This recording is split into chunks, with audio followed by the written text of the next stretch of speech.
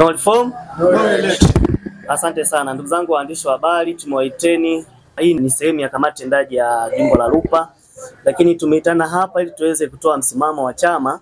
Kwa jina anaitwa Yohana G. Mpamba, katibu wa Chama cha Demokrasia na Maendeleo wilaya ya Chunya. Ndugu zangu waandishi wa habari pamoja na wajumbe mliohudhuria, awali yote nipende kuwashukuru kwa kuweza kutenga muda wenu kufika mahali hapa tuweze kutoa msimamo wa chama wilaya ya Chunya. Lakini kama chama tumeumizwa sana na kitendo ambacho kinaendelea juu ya matendo yanayofanyiwa kiongozi wetu wa chama, mwenyekiti wa chama taifa, Mheshimiwa Tundu Mwana wa Antipas. Ni sehemu gani ambapo tumekerwa? Kila chama kinakuwa na malengo yake, ni namna gani ya kuendesha chama. Lakini pili, lazima tuwe na falsafa. Lazima kinadi sera zake. Sasa sera ya Chadema baada ya maazimio kutoka mkutano mkuu tarehe 21 mwezi wa kwanza, tuliazimia kwa pamoja kwamba lazima tuende bila mabadiliko ya sheria za uchaguzi. Tusifanye nini? Hakuna uchaguzi. Hivyo ni kwa sababu gani? Ni lazima tuhakikishe tunapambania, tunapata mifumo mizuri ya uchaguzi, yani hata iwe mtu yoyote aweze kushinda kwa haki. Lakini masikitiko yetu pale tulipoamua kutoka nje sasa na kuanza kueleza sera kwa watu, kwa wanachama, kwa wananchi mbalimbali, tumesikitishwa na kitendo alichofanyiwa mwenyekiti wetu, Mheshimiwa mwenyekiti wa chama taifa, Mheshimiwa Tundu Antipas Lissu, kukamatwa kwa nguvu wakati mkutano huo ulikuwa ni kisheria, na mkutano huo ulifuata misingi yote ya katiba ya nchi kama kwa mujibu wa katiba yetu ya nchi. Lakini tu nirudishe kwa upande wa nyuma. Tumesimama hapa kama viongozi wa chama ngazi ya wilaya ya Chunya kuonyesha masikitiko yetu makubwa ni kwa nini mwenyekiti wetu bado anaendelea kubagazwa mle ndani, lakini kwa juu ya kila alichokuwa anakipambania. Amekipambania kwa uzuri kuhakikisha hatuwezi kwenda na uchaguzi hizi kuendelea kufanyika pasipokuwa na marekebisho ya sheria, kwa sababu tumetoka kwenye chaguzi za serikali za mitaa hivi karibuni. Tumeona jinsi nguvu kubwa ambayo inatumika, mifumo mibovu ambayo inaendeshwa ndani ya chama, ambapo haiwezi kumpa mtu mwingine kuweza kushinda uchaguzi, yani iwe huru na haki, inakuwa ni ngumu. Kuna jambo moja, hebu fikiria, wao tume wanasema wamefanya mabadiliko na wenzetu vyama vingine vimeenda kushiriki huo uchaguzi, kwa sababu watashiriki huo uchaguzi kwa tume hii iliyobadilishwa. Maana wamebadilisha majina tu kwamba mkutano kwamba imekuwa ni tume huru ya uchaguzi badala ya tume ya taifa ya uchaguzi, lakini kimsingi yale matendo yake mle ya ndani si kitu. Kuna sehemu moja mtu anasema mtu anapokuepo kwamba kuna upande kwa mfano mtu mgombea binafsi. Sasa pale anapokuepo mgombea binafsi mnapeleka mawakala. Mnapopeleka wakala, je, wakala ambaye atakuwa tume hajaweka wazi. Je, ni nani ambaye atapiga, sema mtu mmoja atapiga kura ya hapana ndio au hapana? Ni nani ambaye atateuliwa kusimamia kupiga kura au kusimamia kuhesabu kura za hapana? Wakati mle ndani mtu tayari mle ndani kwenye chumba cha uchaguzi, sehemu ya kupigia kura, wamesema awe mtu mmoja. Tumeona maeneo mengi katika wilaya hii walikataza kwamba tuweke mawakala ambapo tumeweka wagombea. Kwa sehemu ambapo tuweka wagombea, wakala hawezi kupatikana. Kwa hiyo tunaona kuna mapungufu kama hivyo. Lakini hiyo ni sehemu tu ya mapungufu ya tume. Kwa hiyo tunasema hapa ni lazima meza maliziano ikae kama walivyoweza kushauri. Kwanza ninawashukuru sana viongozi wangu wa dini, viongozi wa jinsi walivyoweza kupaza sauti. Viongozi mbalimbali wa dini ya Kiislamu wamepaza sauti juu ya kwa nini mienendo hii ambayo inaendelea. Lakini pia viongozi wa dini za Kristo nao wamepaza sauti ni kwa namna gani serikali iweze kukubali kutenga muda, na kulingana na muda huu uliopo, muda unatosha kabisa wa kuweza kufanya mabadiliko kwenye sheria zile muhimu za uchaguzi, watu wakaweza kupiga kura zao. Lakini leo hii ukimchukua mtu yeyote ukamwambia nenda kapige kura, hawezi kupiga kura kwa sababu anaamini kura atakayemchagua hata sio atakayetangazwa. Masikitiko yetu sisi ni makubwa ambacho tunakisema mpaka saa hizi. Tarehe 24 hatuwezi kweli, wanasema hatuwezi, mahakama ni chombo huru ambacho hakiwezi kuingiliwa na mtu yeyote, iwe serikali au bunge. Maana mahakama nao ni muhimili kamili ambao unajitegemea. Na kwa mwajibu huo sasa, wananchi kwenda kuhudhuria mahakamani ni haki yao kabisa kikatiba. Kwa wilaya ya Chunya tumejipanga. Tumeandaa na sisi tumejipangana. Tupo tayari kwenda kumsikiliza kesi ya Mheshimiwa Tundu Lissu kwa sababu na sisi ni sehemu ya chama na sisi huku ndio chama kimeanzia huku chini. Ukisoma katiba ya nchi, ibara hii ya 8 inavyosema, serikali na watu. Jamhuri ya Muungano wa Tanzania ni nchi inayofuata misingi ya demokrasia ya haki na kijamii. Na kwa hiyo wananchi ndio msingi wa mamlaka yote na serikali itapata madaraka na mamlaka yake yote kutoka kwa wananchi kwa mujibu wa katiba hii. Sasa tutapataje huu wajibu wa wananchi kama misingi inakosewa? Sasa hao wananchi wanataka misingi bora iwekwe, yani ni ya uchaguzi, ili kile ambacho tunakipigania kiendane sawa na kile ambacho tunakitaka. Leo hii tunaenda kuona nguvu kubwa nguvu kubwa inayotumika na jeshi la polisi namna kutukamata sisi wapinzani ambao tunakosea au ambao tunaishauri au kuikosoa serikali ifuate misingi ya kikatiba kama inavyotamka ibara ya 8 kifungu kidogo cha kwanza. Inaenda wazi, imetamka wazi kwamba kama misingi itakuwa ni haki kwa bila wananchi, ni kwa nini sasa wao wanakwenda kuvuruga? Hilo ndio sikitiko letu la kwanza. Lakini la pili tunasema kwenda kuhudhuria mahakamani ni haki yetu.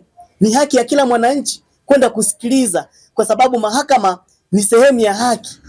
Basi acha twende tukasikilize.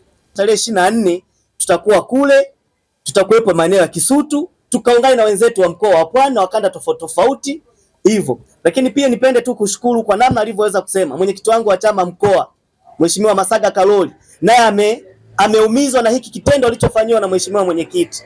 Tumeona alivyoongea naye amesema, na sisi tunaungana naye kama chama jimbo la Lupa. Tunaungana na sauti ya mwenyekiti wa chama taifa, tunaungana na sauti na mwenyekiti wa kanda ya Nyasa kwa kile ambacho anakipigania kwamba alichofanywa mheshimiwa Tundu Lissu sio haki. Kwa sababu Tundu Lissu hakushika mabomu, Tundu Lissu hakuwa na bastola, Tundu Lissu hamiliki genge la wahuni kwamba wana silaha za kivita ambazo hiyo inaweza kufanya kumpindua rais. Sio hivyo. Tunataka tufuate misingi kwa kutumia nini? Katiba ya Jamhuri ya Muungano wa Tanzania, ili tuweze kuifuata. Sasa kama haya yote viongozi wa dini wameshauri kwamba kuna haja ya kufanyika hizi reform za uchaguzi, kuna sababu gani ya kuendelea kumshikilia Tundu Lissu? Tunaamini mahakama zetu kwa kuwa jinsi zinasimamia ni mahakama ambayo ni huru, basi ziweze sasa kutamka kuangalia hili kwamba je, kile ambacho kimefundiwa na DPP wa nchi yetu wa Tanzania ni haki kweli kama mtu kudai reforms za uchaguzi kuitwa muhaini? Basi kama ndivyo kudai reforms za uchaguzi ni uhaini, basi na sisi wanalupa tuitwa basi wahaini kwa hili ambacho kinaendelea. Kama kudai mabadiliko ya mfumo wa uchaguzi, kuwakataa hao wakurugenzi wasisimamie, kwa sababu wakurugenzi wengi ni makada wa Chama cha Mapinduzi. Tumeona wengi hata hao wasimamizi wa uchaguzi ngazi ya kata, ambapo tunapata hawa madiwani, asilimia kubwa ni sehemu makada wa Chama cha Mapinduzi. Kwa majina anaitwa Stella John Mwakasekele, ni katibu baraza la wanawake jimbo la Lupa na ni katibu baraza la wanawake mkoa wa Mbeya. Ya kufika siku ya leo mahali hapa ni kutaka kutoa tamko juu ya mwenyekiti wetu ambaye mpaka sasa serikali inamshikilia kwa tuhuma zisizoeleweka. Kwamba mimi kama mama na mimi kama kiongozi wa wanawake ninapenda kutoa taarifa hizi za masikitiko kwamba imefika stage sisi kama wanawake tumeumia vilivyo, kwa sababu aliyeko ndani ni mtoto wetu, aliyeko ndani ni mume wetu, aliyeko ndani ni baba yetu.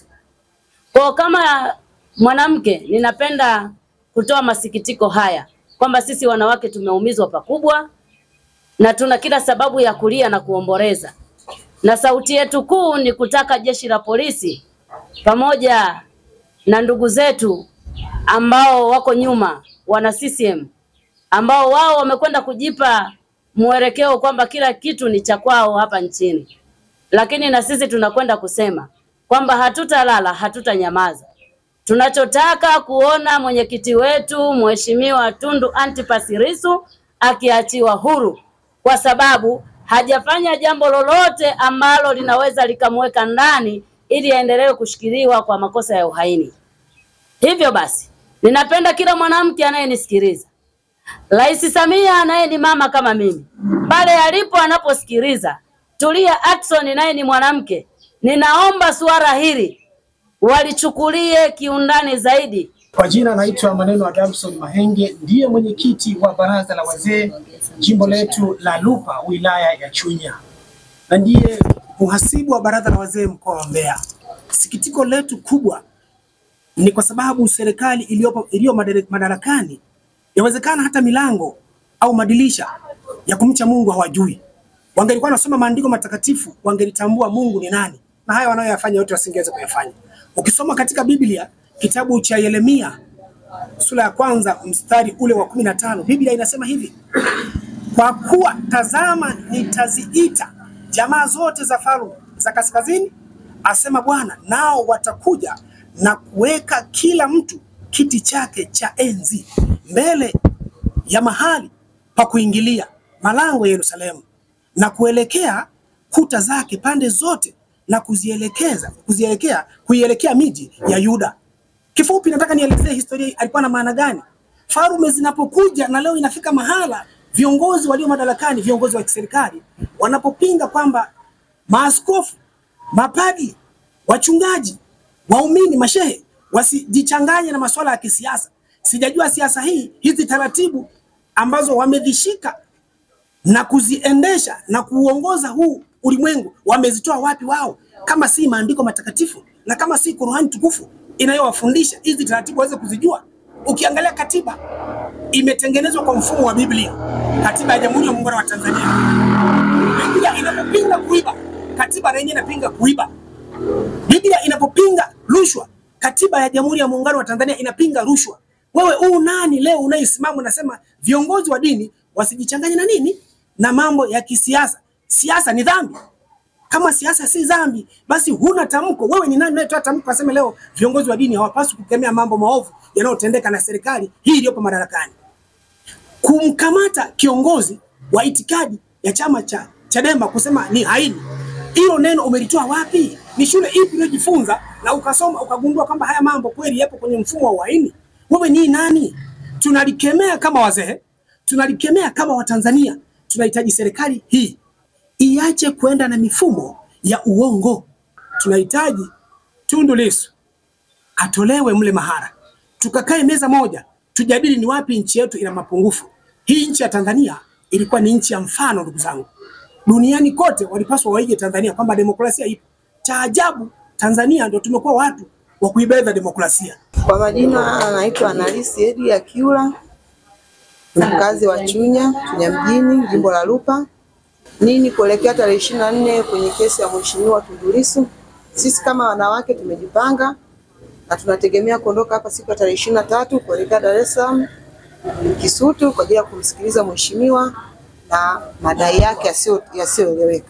Hivyo basi sisi kama wanachama tunaumizwa na hichi kitendo, tunaumia, maana hatujajua nini shida au nini kesi iliyompelekea mheshimiwa kuweka gerezani.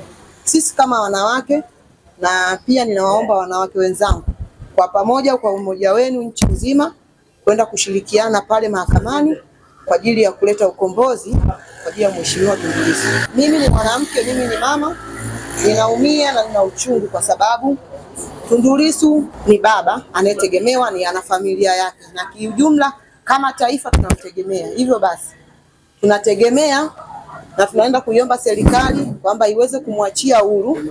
Kwa hili linaloenda kufanyika sio sahihi kijamii, sio sahihi kwa wananchi, na sio sahihi kwa taifa, kwa sababu aliyekamatwa ni mwenyekiti wetu wa taifa na tunamtegemea kwa namna moja au nyingine, kwa sababu maono yake yamejaa kwenye mioyo yetu. Kwa hiyo kama wametegemea kumkamata wakitegemea kwamba sisi tutarudi nyuma, hapana. Sisi kama wanawake tunategemea kuungana na wanawake wenzetu kwenda kumtetea au kwenda kusikiliza kesi ya mheshimiwa Tundu Lissu. Ombi langu kwa Mama Samia ni kwamba aliangalie hili kwa upande wa pili. Hata kama wamemuweka ndani mpaka uchaguzi utakapokamilika, kauli yake imekaa kwenye mioyo yetu na akili zetu kwamba hata kama hajatoka gerezani, uchaguzi wa vyama vyote hautafanyika. Hivyo basi sisi kama wanaharakati wapenda maendeleo, wapenda mabadiliko. Tunaenda kuungana na Mheshimiwa Tundu Lissu, na sisi kama Wanachunya tutaondoka hapa tarehe 23, mimi nikiwa miongoni mwa kundi ambalo litaondoka kuelekea pale Kisutu kwa ajili ya kusikiliza kesi hiyo.